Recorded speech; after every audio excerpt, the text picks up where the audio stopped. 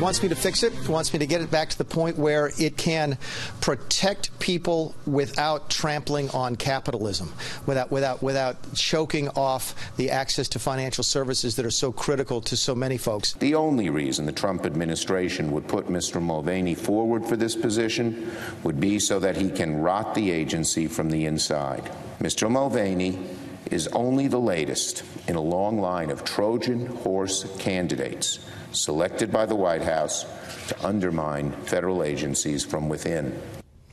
Well, there you see the Senate Minority Leader on what he thinks the choice for White House Budget Director Mick Mulvaney, now, according to the White House, the acting director of the Consumer Financial Protection Bureau. However, the lady on the left side of the screen, Leandra English, started this day thinking that she was still the director, appointed by the outgoing director. She was the deputy there. Mulvaney came in essentially delivering donuts, saying, "This is my job, and I'm going to sit at the desk," and then later held a news conference saying, "I'm the guy." Plus, she sent out an email this morning purporting to be the acting director. We disagree with that at the administration, so I want to make it clear to the folks who are working here that we didn't consider her to be the acting director. A lot of the past practices under the previous director and under the previous administration were used more to advance political ambitions and not about protecting American consumers, which is what that's supposed to be. And our goal is to make sure we get back to that. What about this? And we'll also talk about tax reform and everything else. Let's bring in our panel. Jonathan Swan, national political reporter for Axios. A.B. Stoddard, associate editor at Real Clear Politics, host of No Labels Radio on Sirius XM. And Molly Hemingway, senior editor at The Federalist. Well, this was quite the thing this morning, Jonathan.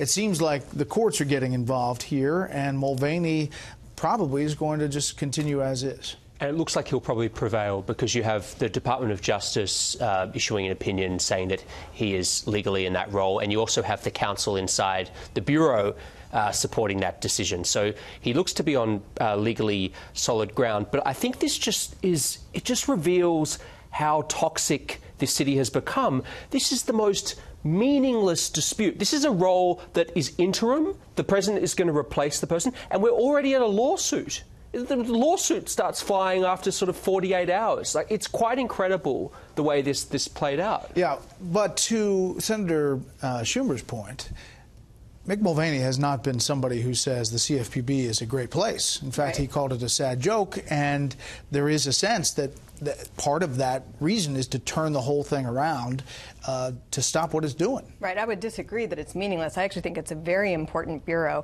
It was designed, it might have had good intentions. As it has been in practice, it has been almost without restraint in what it can go after and the penalties that can be levied against groups that it decides needs to be levied against. Republicans have long claimed that this bureau is corrupt and unaccountable and unconstitutional. And this response that we're seeing from the bureaucracy and Democrats on the Hill seems to be saying that's exactly how we want it, and that's how we designed it to be. In addition to the Office of Legal Counsel and the Department of Justice and the other legal opinions, there actually are some previous precedents showing that the president does, as we know from the Constitution, but also the Federal Vacancies Act, show that the president does have the right to determine who should oversee this agency. But there was also, A.B., questions about the constitutionality of the CFPB to begin with, whether the agency itself was set up in a way that was adhered to the Constitution. Right. It's really, it is sort of unaccountable and without oversight, and this is really the complaint of Republicans and critics of the agency, that it is unlike any other body, and that this is a force that needs clear lines drawn, clear boundaries, definitions. But Jonathan's right to the extent that it's such a needless drama, because ultimately President Trump will get exactly who he wants in the position, and it was just going to be an acting job anyway. And it's so in that regard, it's kind of a meaningless chaos with donuts and a lot of excitement and a court ruling, but I just want to be clear. I'm not saying the ideological fight about this agency is super important. Like the actual actual fight over the existence and the substance, yeah. but this interim role, I was just pointing out how crazy it is when you have this interim role with a foregone conclusion, Trump gets his guy, and you have lawsuits flying as the first sort of Well, for a powerful agency like this, though, every month that you can keep things in disarray is a win for the agency as it's currently been conceived. And this stunt by Rob Corddry actually might backfire. Richard Corddry, sorry, not the comedian Rob Corddry, might backfire because Republicans have been wanting to have an avenue to go after this agency and kind of rein it back in. It is not currently funded by Congress, but by the Federal Reserve. Congress should think about what it can do to rein in its scope, get its funding back under control, and maybe eliminate it altogether. Okay, well, the previous head of this agency was Elizabeth Warren, who went on, of course, to become a senator in Massachusetts. Her name was used today, the name that President Trump calls her, during an event with Native Americans. Take a listen. You were here long before any of us were here, although we have a representative in Congress who they say was here a long time ago. They call her Pocahontas. It is deeply unfortunate that the President of the United States cannot even make it through a ceremony honoring these heroes without having to throw out a racial slur. I think what most people find offensive is Senator Warren lying about her heritage to advance her career. The Navajo Nation released a statement tonight saying, in this day and age, all tribal nations are still battling sensitive references to our people. The prejudice that Native American people face is an unfortunate historical legacy. As Native Americans, we are proud people who have taken care of this land long before there was the United States of America. We will continue to fight for this nation. However, going on to say that they didn't want to get in the middle of any kind of political back and forth between Senator Warren and President Trump.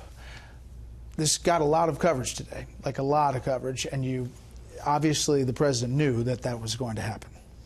Yeah, he can't help himself, and obviously I'm not going to add to the commentary about there's been a lot of hand-wringing over this, and perhaps it's justified. From his point of view, one of his great pleasures in life is branding people, and this is probably one of his proudest, in his mind, I'm not saying it should be, but in his mind, one of his proudest nicknames, right up there with Lion Ted.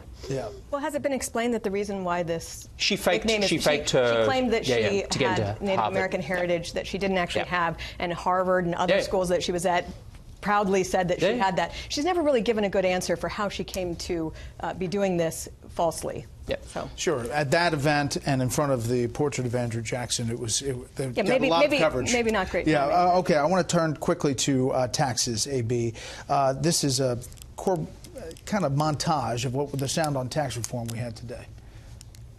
We're going to be bringing back into this country probably in excess of $4 trillion, $4 trillion, which will immediately be put to work in this country. So I think the tax bill is doing very well, and I think the Republicans are going to be very proud of it. I'm known for somebody who can bring both sides together, so we don't want to ignore our Democrat friends as well.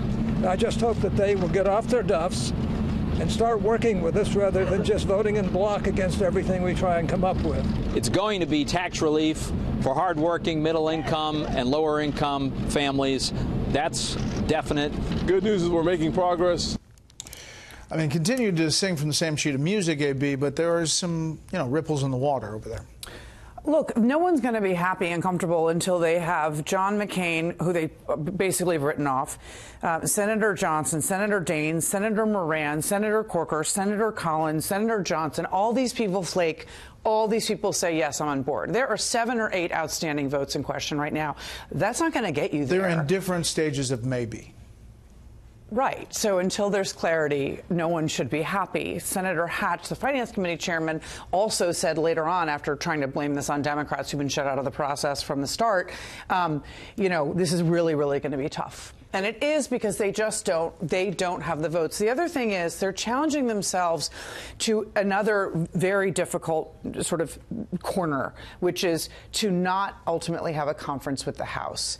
Basically, they want to pass something by the end of this week that they can send back to the House and have the House okay because they can't handle a conference committee. And there's so many provisions the Senate has that the House won't accept. And so it's not that we won't get a bill out of the Senate this week. The question is, will there be a tax reform bill? Quickly. I just did a huge run of calls with sources. They're genuinely concerned. And tomorrow there's a budget vote, which is kind of a proxy for this. They'll be watching Corker and Johnson. They're not there yet. And they're worried. I mean, it's just a fact. They don't have the votes yet. Whether they will or not, I mean, I still lean in the yes category because a lot of these people want to get to yes. They were drawing big, bright red lines in healthcare that they're not drawing now. But the fact is they don't have the votes and they're concerned. And it's all about counting.